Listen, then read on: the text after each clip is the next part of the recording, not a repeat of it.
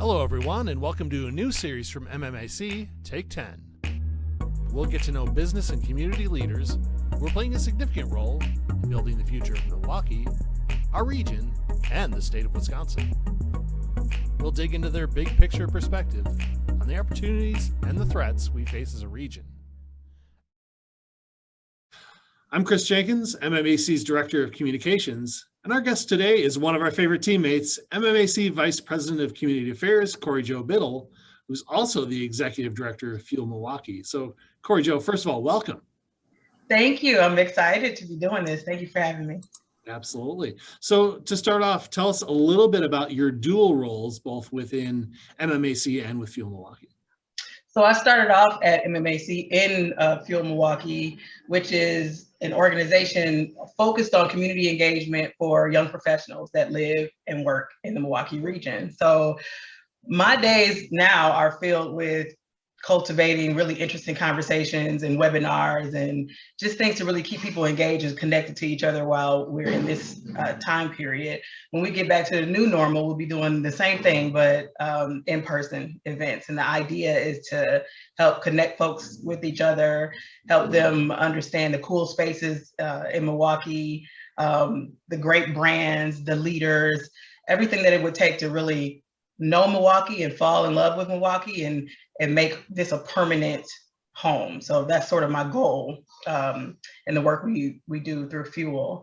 On the MMAC side, where I wear the VP hat, a lot of my work is really around raising awareness about what MMAC is doing and making sure that communities that don't naturally come into the business world understand the benefits of everything that we're doing to make Milwaukee an economic engine for everyone. And a lot of that work right now centers on our Regional Choice initiative, which is really focused on erasing racial inequity and making sure that economic development is accessible to everyone that lives here in the exact same way. So given your perspective in those two roles, what's the biggest challenge you think we need to address here in Milwaukee? You know, I think when we started working on the Regional Choice program, it was very clear through our board and staff and just, stories that we've heard from people that racial inequity, segregation, economic disparity for people of color is just a huge issue for our community because there's so many people of color here already. But if you think about the future of work and making Milwaukee a place that is going to be an economic engine, we really have to be attractive to people of all backgrounds and cultures, and the world is getting more and more brown. And that means that accessibility for success and business ownership and leadership in companies and growing careers has got to be accessible to everyone. And historically in our community, that has not been the case for a number of reasons. And we're just now starting to really tackle that and pull it apart, dismantle it, and get everybody on board with making sure that everybody has the same opportunities in our community. So the flip side of that would be, what makes you optimistic about the future of Milwaukee? I think people that live here really just love it here. Milwaukee is it has its challenges, but it's just a beautiful place. And the people are so kind and open, and it's easy to build community in Milwaukee. So even with our challenges, a lot of the times when we have challenges around race, racial equity, a lot of it is just education or lack of exposure or not really understanding how inequity shows up. Because if it hasn't been your experience, you don't really know.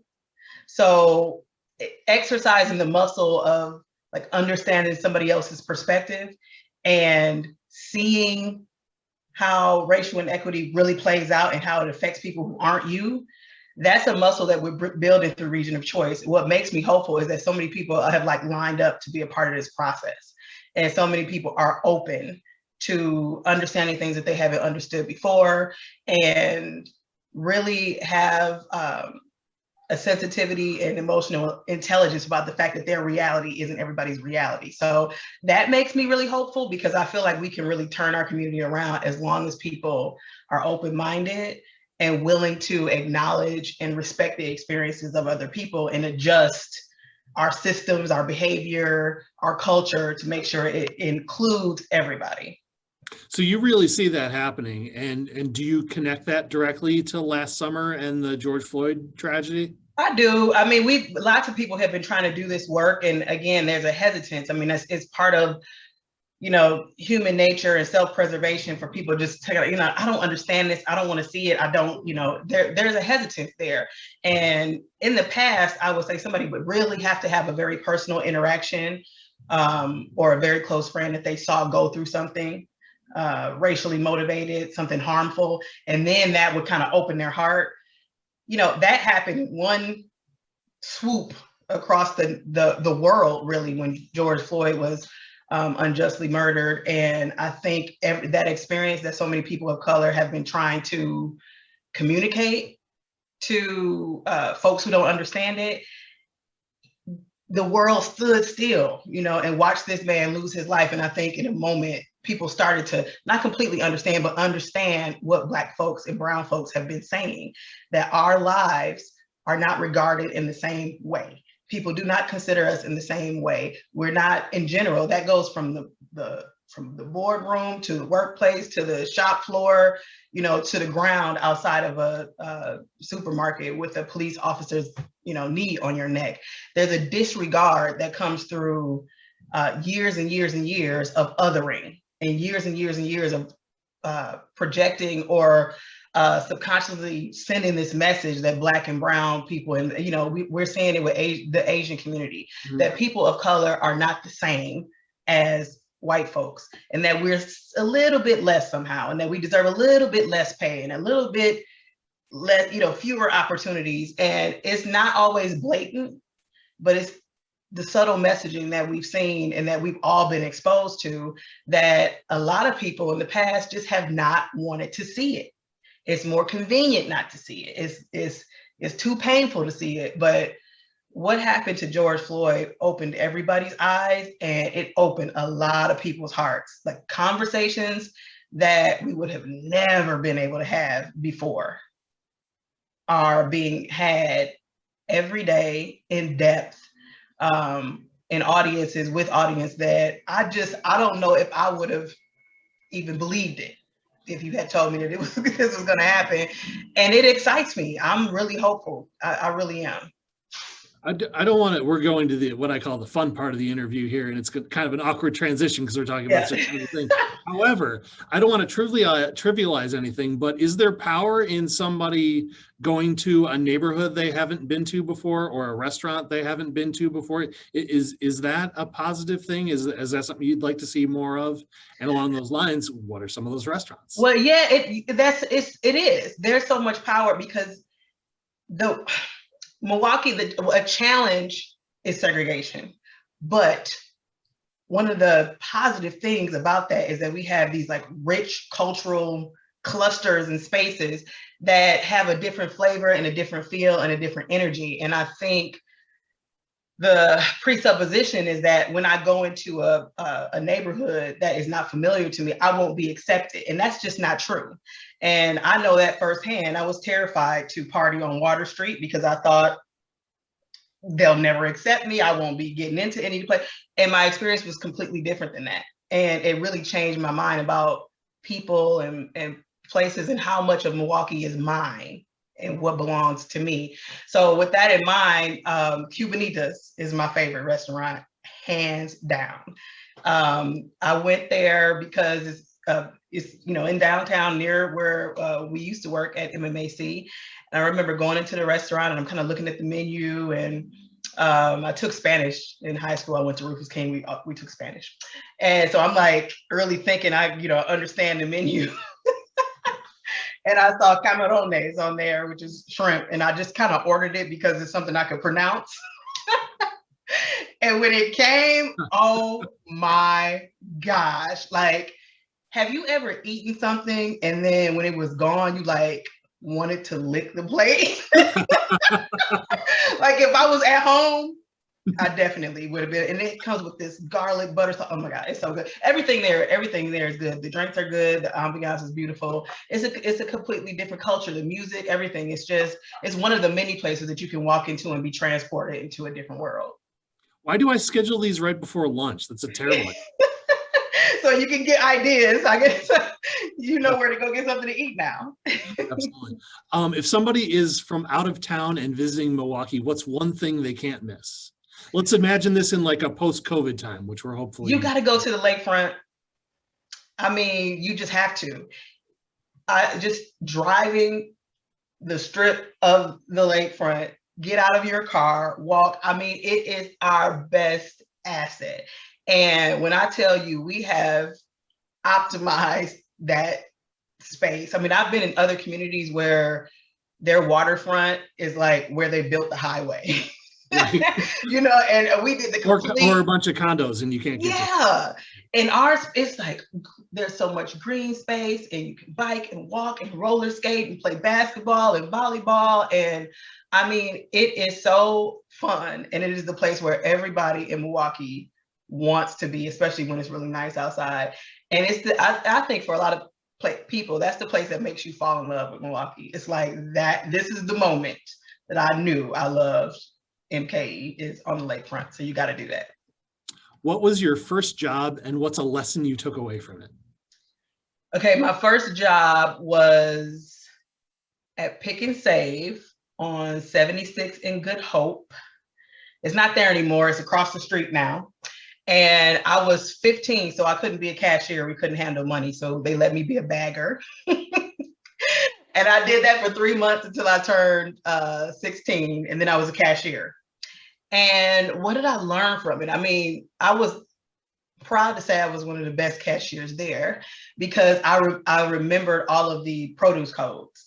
So when people would come through my line, like I was proud of the fact that I didn't have to like look up produce codes. So I don't care if you were like buying bok choy or an avocado or bananas or, you know, papaya. I knew those codes. But when we went through orientation, they gave us a booklet full of these codes. And I remember thinking, I'm never going to remember all these codes. And I had it in probably like 2 weeks. So one of the things that I learned, and then around that age and around that time was when work was starting to get more difficult at school and your actual job. And I learned that if I really applied myself and I really focused on something, I could do things that I even thought I couldn't do. So that's one of the things I really remember. I would like dream about people coming in my line and I would be like, bananas 4011. I was like so committed, but yeah, that's something I took away from Pick and Save. Outstanding. What's the last book you read or are reading right now, and what'd you take away from it? I'm reading right now. My good friend Christine McMahon gave me a book called Mindset, and it's the subtitle was The New Psychology of Success, and the author is Carol Dweck. And I'm really enjoying reading it because it talks a lot about perspective and the way that we interact with things that happen to us and interact with the world. And, you know, the way that we look at it really affects, you know, how we feel about it and our ability to continue to be successful and persevere through different things and challenges that happen. You know, it's all about perspective and your mindset. So. What's a show I should stream? Oh man. Okay.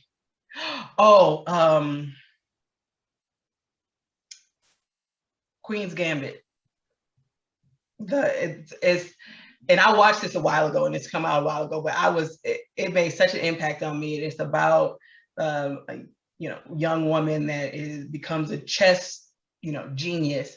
And it is so well written and it is so engaging for it to be chess. You know, it's not like it's, racquetball or, like something with a lot of action. But I mean, you're more inclined to watch a racquetball series. It looks like protect your head, you wouldn't think it would be like that. I don't know. You're on the edge of your seat, like watching it is so well written. And I have to say the fashion and the wigs are top notch. So Queen's Gambit. Very nice. What is your favorite inspirational quote? I went through the African American Leadership Program, and that one of our coaches, Sandy Brown, and she used to say,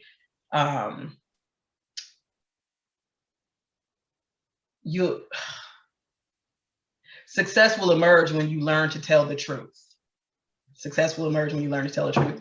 And I love that quote because it's all about like really stop lying to yourself about what you want, about how you feel, about your challenges. Just tell the truth, and then all of a sudden you see something new emerge. So I love that quote. Final question, besides your encyclopedic knowledge of produce codes, what is one thing people might not know about you?